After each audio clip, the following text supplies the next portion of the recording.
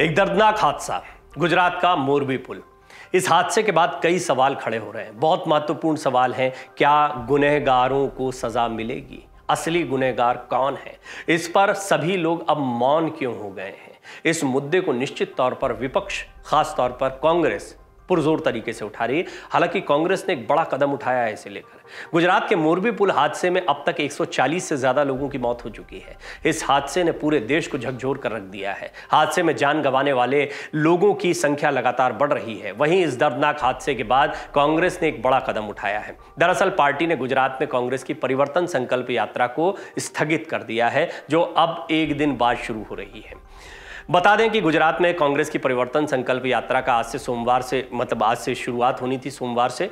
इसमें सचिन पायलट, मध्य प्रदेश के पूर्व सीएम कमलनाथ, मुकुल वासनिक, सचिन पायलट के अलावा भी कई अन्य बड़े नेता हैं कांग्रेस के राजस्थान में जो शामिल होने वाले थे। लेकिन मोरबी पुल हादसे के बाद कांग्रेस आलाकमान ने परिवर्तन संकल्प यात्रा समेत अन्य कार्यक्रमों को यहां पर स्थगित कर दिया है।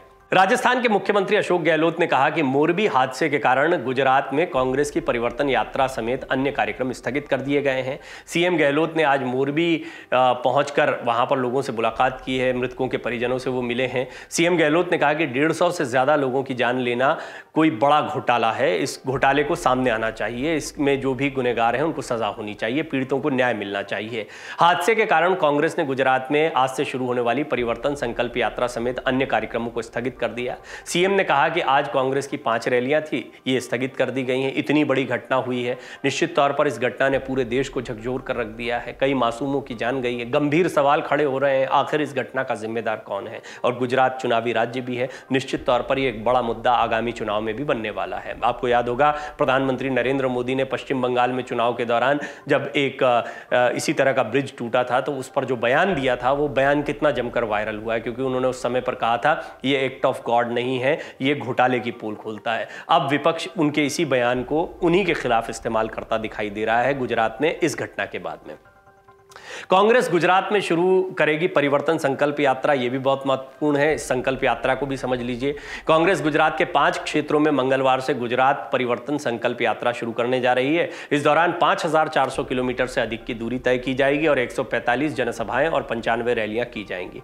मैं आपको ये जानकारी देना चाहता हूं कि हमने बहुत शुरुआत में, जब भारत जोड़ो यात्रा को दक्षिण में कामयाबी मिल रही थी, तभी आपको इस बारे में इशारा किया था कि गुजरात को लेकर यात्राओं का एक कोई प्लान कांग्रेस बना सकती है। निश्चित तौर पर भारत जोड़ो यात्रा का एक रोड मैप पहले से तैयार है। इस रोड मैप में गुजरात के ऊपर उतना ध्यान नहीं दिया गया था। इसको लेकर कई बार आलोचनाएं भी हुई थी कि अगर पार्टी को यात्रा में रिस्पॉन्स मिल रहा है तो फिर गुजरात में जाना चाहिए था। लेकिन हमने तब आपको एक रिपोर्ट में बताया था कि निश्चित तौर पर कांग्रेस कोई ना कोई बड़ी यात्रा गुजरात में कर सकती है, क्योंकि उन्हें समझ में आ रहा है कि यात्रा का किस तरह का रिस्पांस मिल रहा है। अब इस यात्रा में क्या राहुल गांधी, जो कि चेहरा है अभी भारत जोड़ो यात्रा का, वो भी शामिल होते हैं? एक बड़ा सवाल है।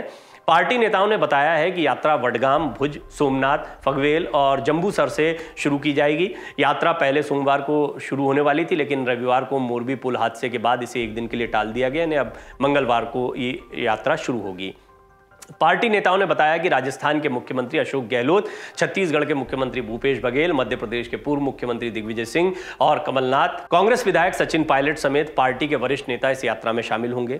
कांग्रेस की गुजरात इकाई के अध्यक्ष जगदीश ठाकुर ने पहले कहा था, कांग्रेस की परिवर्तन संकल्प यात्रा गुजरात के 5 जोन से शुरू होगी और यात्रा के दौरान 145 जनसभाएं, 95 रैलियां आयोजित की जाएंगी। कुल 5432 किलोमीटर की दूरी तय करने वाली इस यात्रा का लक्ष्य 4.4 करोड़ लोगों से सीधा संवाद स्थापित करना है। और गुजरात में यही स्ट्रैटेजी है कांग्रेस की, जो वो कर रहे हैं। डोर टू डोर कैंपेन कर रहे हैं, लोगों के बीच में जा रहे हैं। पार्टी नेताओं का दावा है कि कांग्रेस की परिवर्तन संकल्प यात्रा से 10 लाख कार्यकर्ता जुड़ेंगे।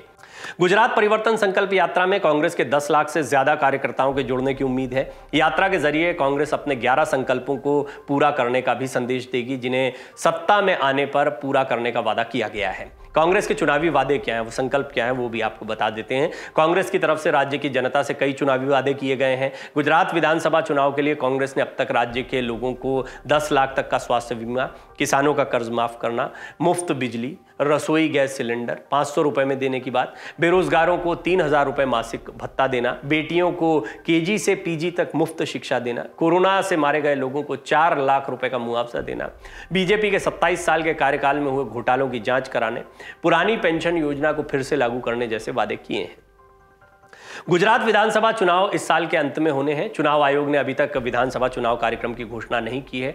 तमाम राजनीतिक दल अपनी ताल ठोक रहे हैं। आम आदमी पार्टी भी यहां पर मुकाबले में दिखाई दे रही है। बीजेपी आम आदमी पार्टी की कई सभाएं देखने को मिली। कांग्रेस ने डोर टू डोर कैंपेन किया। अब बड़ी सभाएं और यात्राएं आपको कांग्रेस की देखने को मिलेंगी। राहुल की भारत जोड़ो यात्रा से कांग्रेस को कितना फायदा मिलता है, एक बहुत बड़ा सवाल है।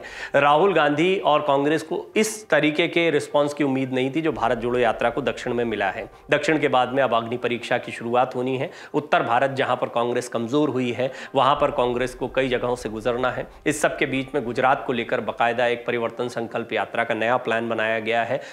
करीब 5,500 किलोमीटर की यात्रा है जहां पर गुजरात में डोर टू डोर कैंपेन किया जाएगा। 10 लाख कार्यकर्ता इस यात्रा के साथ जुड़ेंगे, इस बात का दावा भी कांग्रेस की तरफ से किया जा रहा है। डाउनलोड करें अमर उजाला ऐप और पाएं खबरें लगातार। अगर आप ये वीडियो YouTube पर देख रहे हैं तो हमारे चैनल को सब्सक्राइब करें और बेल आइकन को दबाना ना भूलें। अगर आप Facebook पर ये वीडियो देख रहे हैं तो हमारे पेज को लाइक करें।